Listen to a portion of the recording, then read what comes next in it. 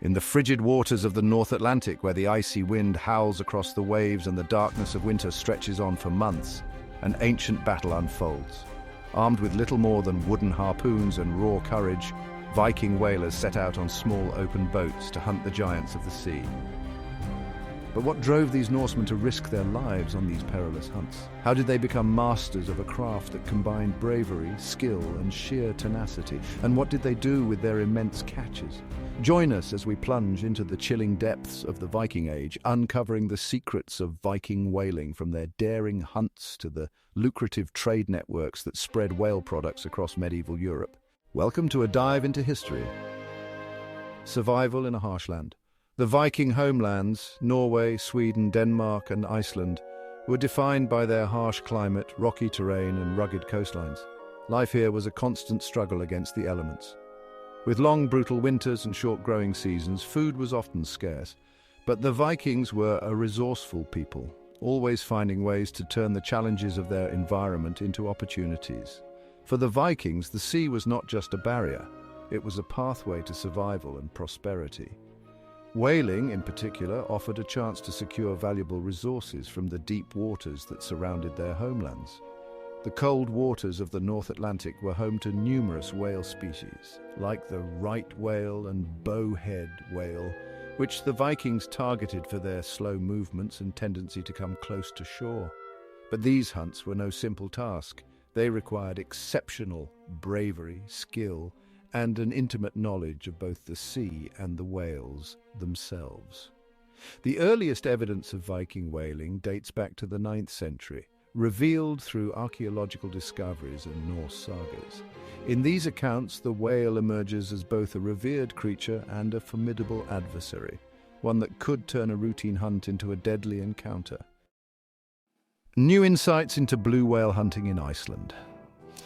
Recent archaeological discoveries and studies using DNA testing indicate that the Vikings in Iceland may have also hunted one of the ocean's largest and most elusive creatures, the blue whale.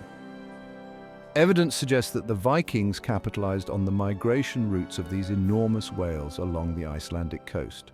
Blue whales, the largest animals on Earth, can reach lengths of over 100 feet and weigh as much as 200 tons. Hunting such massive creatures required unique strategies and extraordinary courage. Unlike the smaller whales like the right whale or bowhead, blue whales were swift and powerful, making them difficult to catch. The Vikings, however, adapted their whaling techniques to the specific challenges posed by these giants. Instead of using small boats to actively pursue them in open waters, they may have relied on opportunistic hunting techniques, taking advantage of injured, stranded, or beached whales, which were occasionally driven ashore by storms or rough seas. Evidence of numerous blue whale bones at Viking settlements in Iceland, particularly in areas like the Westfjords and North Iceland, suggests that the Vikings were familiar with these massive creatures. The discovery of specialized tools, including larger harpoons and blades, implies that they developed methods specifically suited for dealing with the immense size and strength of blue whales. The sheer size of a blue whale presented unique challenges. Even a single blue whale could provide a staggering amount of resources: several tons of meat, blubber for oil, and bones for tools and construction. However, the dangers were equally substantial. A single wrong move in hunting or processing such a large animal could lead to serious injuries or even death. The Vikings' willingness to engage in this dangerous hunt speaks to their ingenuity, adaptability, and fearlessness. The practice of hunting blue whales in Iceland, while likely less common than the hunting of smaller species, underscores the Vikings' deep connection to the sea and their readiness to exploit all available resources, no matter the risk. It is a testament to their resilience and determination to survive in one of the world's harshest environments. For the Vikings, whaling was not just a means of sustenance, it was a test of their courage and their connection to the sea. By expanding their whaling practices to include even the largest whales like the blue whale, the Vikings demonstrated their mastery over the sea and their ability to adapt to its many challenges. Whaling became a crucial part of Viking life, both economically and culturally, as they continuously pushed the boundaries of their knowledge and skill to harness the power of the ocean. The art of the hunt. Imagine a small Viking boat just 8 to 10 meters long, bobbing on the frigid North Atlantic. its wooden frame creaking against the swell. The crew, 10, maybe 12 men, peers into the distance, scanning the horizon for any sign of their massive prey. The hunt is on. The Vikings use small, clinker-built boats for whaling, designed with overlapping planks to provide both flexibility and strength in rough waters. These boats were maneuverable and sturdy, but they were no match for the size and power of the whales they pursued.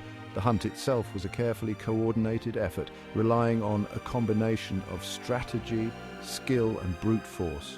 Once a whale was spotted, the crew would position their boat to approach silently, rowing with measured strokes to avoid startling their quarry.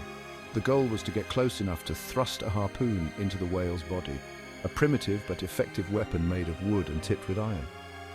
This was the most dangerous moment of the hunt. If the harpoon struck true, the whale would panic, thrashing violently in the water or attempting to flee. The crew would brace themselves as the whale dragged their boat through the waves. If the whale was not subdued quickly, it could dive deep or lash out with its powerful tail, potentially capsizing the boat or killing the crew. The Vikings needed to strike again and again, wearing the whale down until it was too exhausted to fight back. This process could take hours, even days, and required incredible stamina and endurance from the crew. Once the whale was finally dead, the crew faced another challenge, towing the massive creature back to shore, a task that could be just as perilous as the hunt itself. Driving pilot whales into fjords. A unique strategy. While harpooning larger whales like right and bowhead whales required a direct and dangerous approach, the Vikings employed different strategies when hunting smaller species, such as pilot whales. Pilot whales, known for their social behavior and tendency to stay in groups, were often driven into shallow fjords or inlets, a technique that allowed the Vikings to hunt them more efficiently and with less risk. This method involved using multiple boats to create noise and confusion, herding the pilot whales toward the narrow entrance of a fjord. The natural geography of the fjords, with their steep sides and confined spaces, prevented the whales from escaping, making them easier to capture. Once trapped, the whales could be harpooned or captured using nets, minimizing the dangers involved in a high seas hunt. Driving pilot whales into fjords also provided another advantage. The shallow waters made it easier to butcher and process the whales. The community could gather along the shore, helping to extract meat, blubber, and other valuable parts more quickly and efficiently. This technique, passed down through generations, reflects the Vikings' deep understanding of both their environment and the behavior of their prey.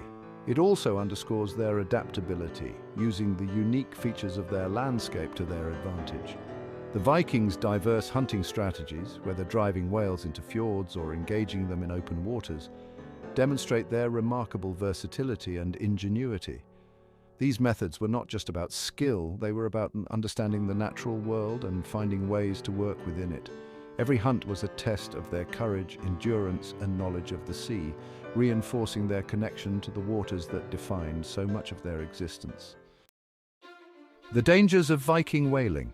Viking whaling was no leisurely pursuit. Every hunt was a deadly gamble, a battle against the elements, the sea, and the formidable whales themselves. For the Vikings, whaling was not just about skill. It was about surviving some of the harshest conditions known to mankind. The dangers were numerous, varied, and ever-present. Unpredictable sea conditions, nature's wrath. The North Atlantic, where the Vikings primarily hunted, was a treacherous environment. Its waters were cold and unforgiving, with sudden storms that could turn a calm sea into a maelstrom of towering waves and icy spray. The Vikings, with their small, open boats, faced these dangers head-on. The seas around Scandinavia were notorious for their volatility. Storms could arise without warning, bringing gale-force winds and massive waves that could capsize even the most skillfully navigated boats. Unlike modern whalers, who could rely on weather forecasts and sturdy vessels, Viking whalers were at the mercy of the sea. A sudden change in weather could leave them stranded far from shore, fighting for their lives against waves that could swallow their boats whole. Fog was another deadly threat. Thick rolling mists could descend suddenly, reducing visibility to just a few feet. In these conditions, a Viking crew could lose sight of the shore or become separated from their fellow hunters. Without navigational tools like compasses or charts, they had to rely on their instincts and knowledge of the stars and coastline to find their way back. A misjudgment could lead to days or even weeks of being lost at sea, with dwindling supplies and no hope of rescue. capsizing and drowning the ever-present danger. The boats used by Viking whalers, though ingeniously designed, were still small and vulnerable to the elements. They were clinker-built, meaning their wooden planks overlapped to provide flexibility and strength, but they were not invincible. When a whale was harpooned, it often tried to flee, dragging the boat behind it while struggling fiercely. This could be a thrilling experience, but it was also incredibly dangerous. If the whale dived deep or changed direction suddenly, the boat could be pulled under or capsized. In such moments, the crew had little chance of survival. Many Vikings did not know how to swim, and even those who did would struggle to survive in the icy waters of the North Atlantic. Hypothermia could set in within minutes, sapping their strength and making it nearly impossible to climb back into the boat or stay afloat. Moreover, if the boat capsized far from shore, the chances of rescue were slim. There were no lifeboats, no life vests, and no distress signals. A capsized crew was often left to the mercy of the sea, facing almost certain death. Injuries from the whales, the battle against giants. The whales themselves were perhaps the most dangerous part of the hunt. Unlike the fish and smaller marine animals the Vikings were used to catching, whales were massive creatures, some weighing up to 60 tons or more. They had powerful tails and fins that could shatter bones, destroy boats, or kill a person instantly. When a whale was struck with a harpoon, it did not simply give up, it fought back, thrashing violently in the water, diving deep to escape, or lashing out with its tail. A single blow from a whale's fluke could send a man flying or snap a boat in two. Whalers had to be incredibly careful when approaching a wounded whale, knowing that one wrong move could mean disaster. The process of killing a whale was slow and grueling. After the initial harpooning, the crew would need to get close enough to deliver further blows with lances or knives, severing arteries to hasten the whale's death.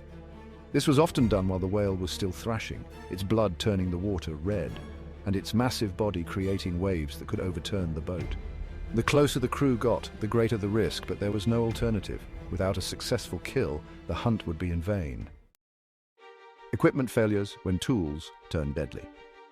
The equipment used in Viking whaling was simple but effective, designed to maximize the hunter's chances of success. However, the same simplicity also meant that it was prone to failure, often with catastrophic consequences. Harpoons, for instance, were made of wood with iron tips. They were strong, but they could break under the immense strain of a struggling whale. A broken harpoon could leave the crew defenseless or worse, result in the whale dragging the broken weapon back toward the boat, causing injury or even death. The ropes used to secure the whale after it was harpooned were made from natural materials, such as animal sinew or plant fibers. These ropes were sturdy, but they could snap unexpectedly under the strain of a panicked whale. If a rope snapped, it could whip back with tremendous force, injuring or killing anyone in its path. In some cases, the snapping rope could entangle crew members, dragging them into the sea or crushing them against the side of the boat. The boats themselves, although robustly built, were not immune to damage. In rough seas, the hull could be breached by a jagged rock or ice floe, or it could be splintered by the force of a whale's tail. A damaged boat could quickly fill with water, leaving the crew with the desperate task of bailing out water while trying to stay afloat.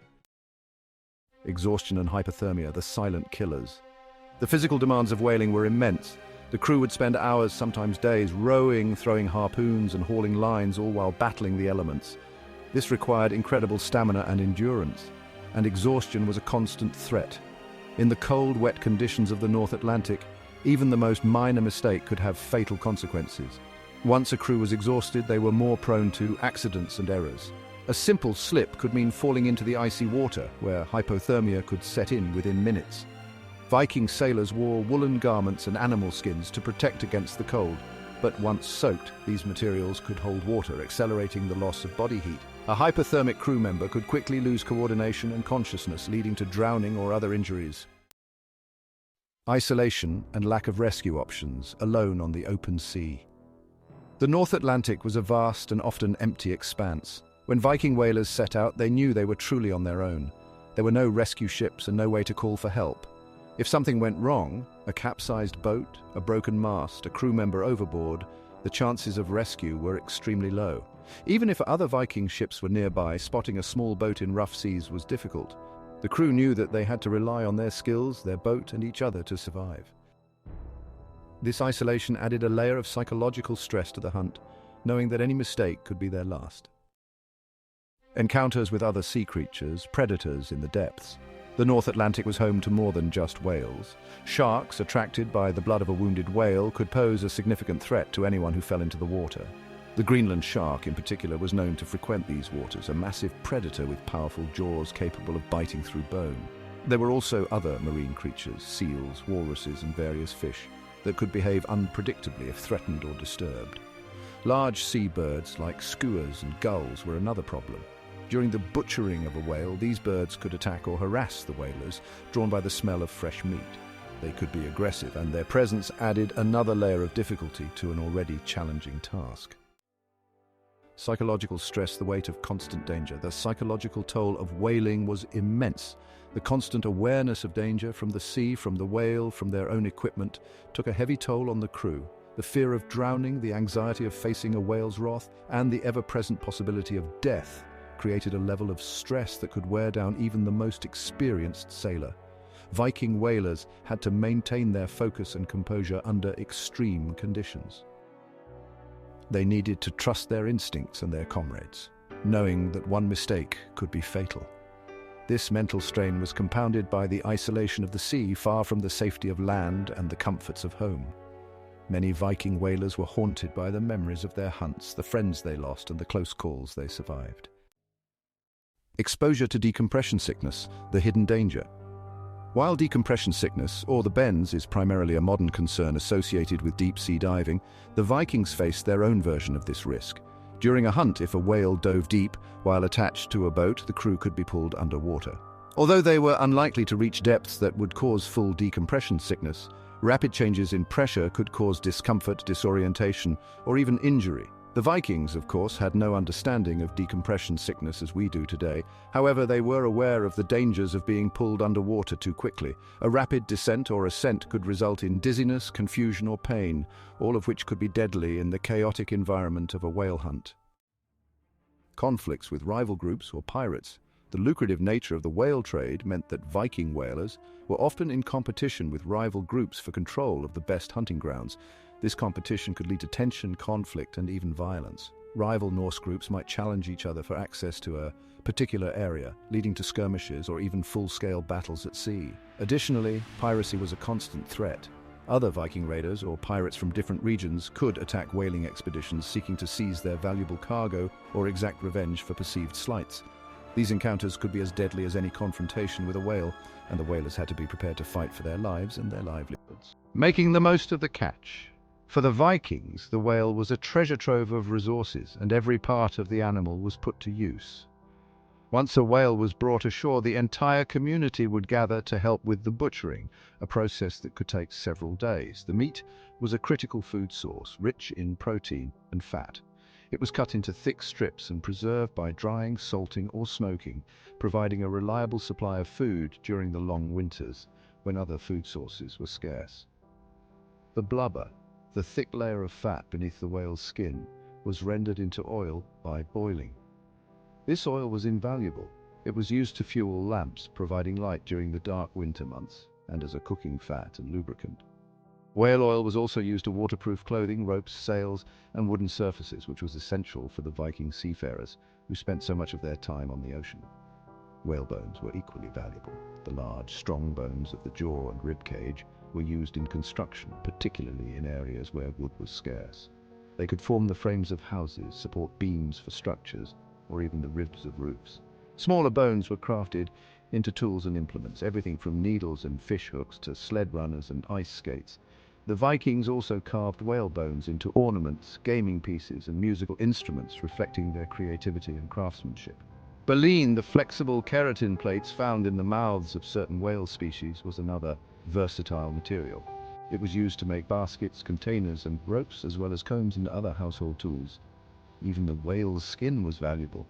It was used to make leather for clothing, footwear, and boat coverings, providing waterproof protection against the elements. Whale products in trade. The Vikings' resourcefulness didn't stop at the shores of their homeland. They knew that these whale products were in high demand across Europe, and they capitalized on this opportunity, turning the fruits of their whaling endeavors into valuable trade goods.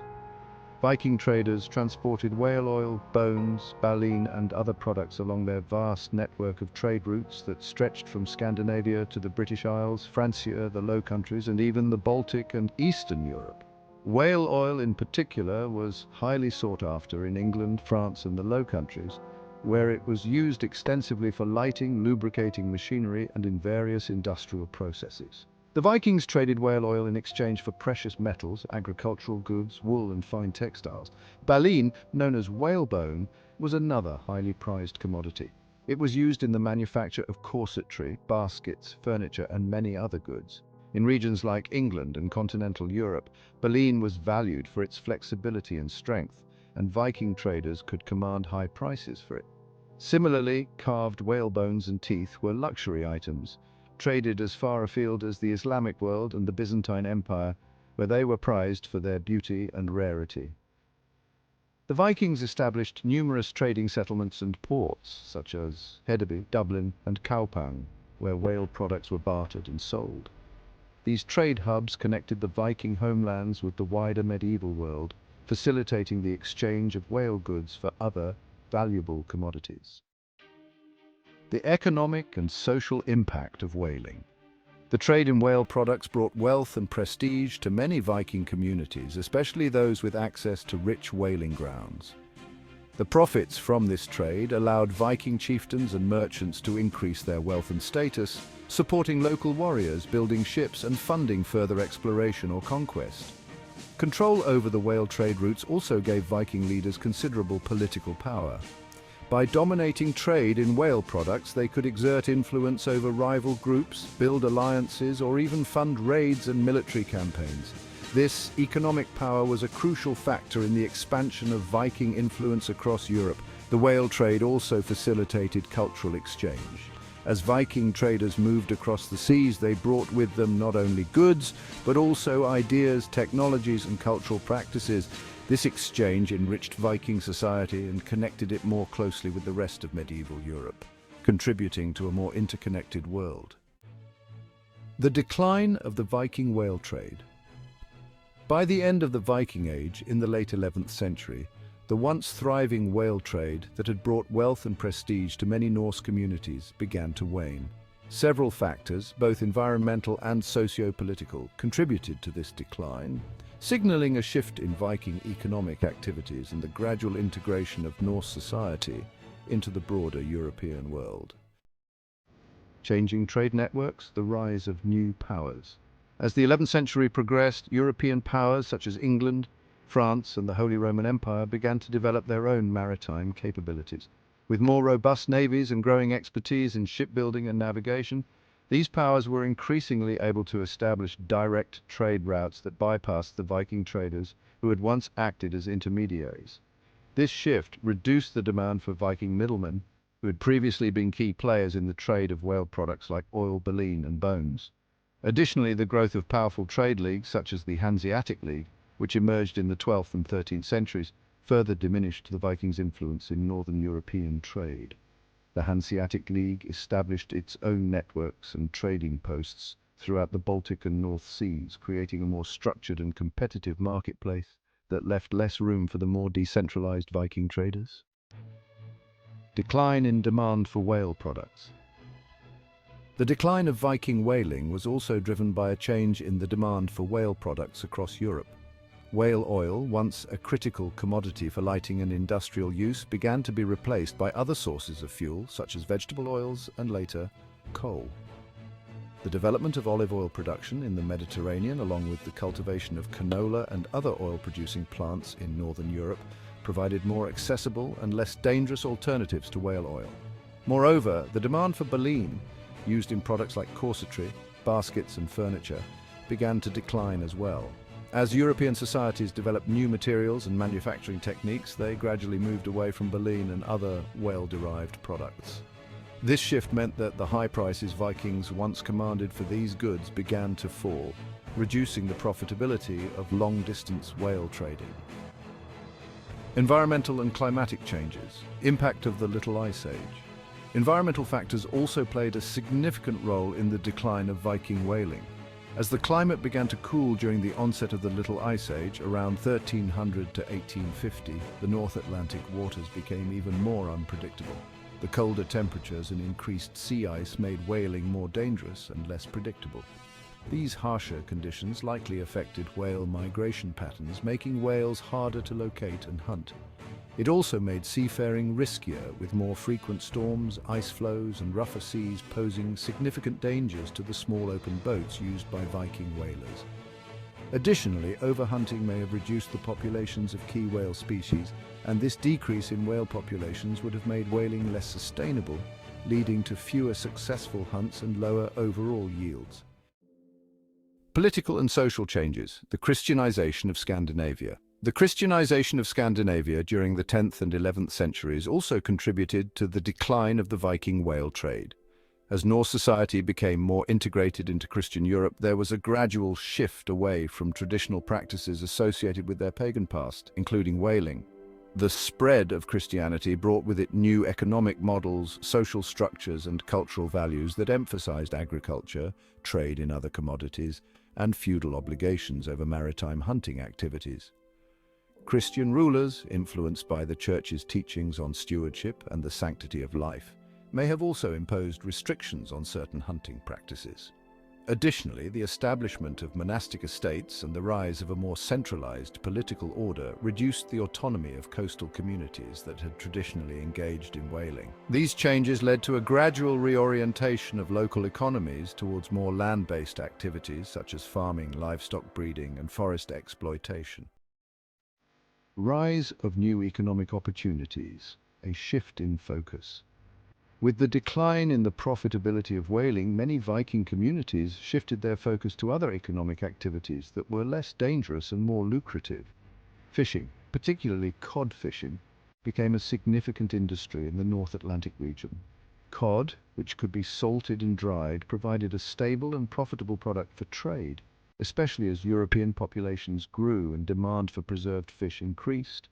Timber and fur also became important trade commodities. As European cities expanded, the demand for high-quality timber grew, and Scandinavia's vast forests became valuable resources.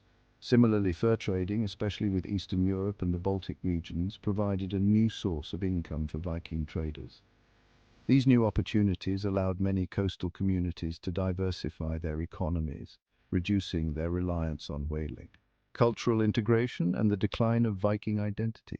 Finally, the gradual integration of Viking communities into the broader European cultural and political landscape played a role in the decline of their traditional whaling practices. As Scandinavian societies adopted more European customs, laws, and economic practices, the distinctively Viking approach to trade and hunting began to fade. The shift from a warrior-trader culture to a more settled agricultural society diminished the role of the sea in everyday life and reduced the emphasis on maritime hunting. By the late 12th century, Viking society had transformed significantly. Many of the skills and practices that had once defined Viking life, including whaling, became less relevant as communities settled into more stable land-based lifestyles. The longships that had once roamed the seas in search of whales and plunder were replaced by merchant vessels that carried different goods to new markets. The end of an era. The decline of the Viking whale trade marked the end of an era in which Norse seafarers had roamed the seas, driven by a combination of necessity, ambition, and adventure. While the demand for whale products diminished and environmental and social changes made whaling less viable, the legacy of Viking whalers endures. Their daring exploits, their mastery of the sea, and their adaptability to one of the world's harshest environments remain a testament to their ingenuity and resilience. Even as the Vikings turned their focus to new economic opportunities and began to integrate into the broader medieval European world, the spirit of exploration and adventure that defined their culture continued to inspire new generations of seafarers, explorers, and traders. The legacy of Viking whaling. Though the Viking whale trade eventually waned, its legacy endured. The skills and knowledge developed by Viking whalers laid the foundation for later Scandinavian whaling practices, which continued into the modern era. Even today, in parts of Norway and Iceland, whaling is practiced, albeit in a very different context and with modern technology. Viking whaling is a testament to human resilience, ingenuity, and determination in the face of immense challenges. It showcases how the Vikings, often perceived solely as raiders and conquerors, were also skilled hunters and seafarers who adapted to their harsh environment with remarkable resourcefulness. Their whaling practices were integral to their society's survival. and reflected their deep connection to the sea, a connection that shaped their culture, mythology, and way of life. From the daring hunts on small boats to the thriving trade in whale products across Europe, whaling for the Vikings was more than just a means of sustenance. It was an embodiment of their spirit, a testament to their ability to thrive in one of the most unforgiving environments on Earth. As we look back on their exploits, we are reminded of the Vikings' unique place in history, not just as warriors, but as masters of the sea and its many mysteries. Join us again as we continue to explore the untold stories of history's most daring explorers, warriors, and hunters, shedding light on the lives they led and the legacies they left behind.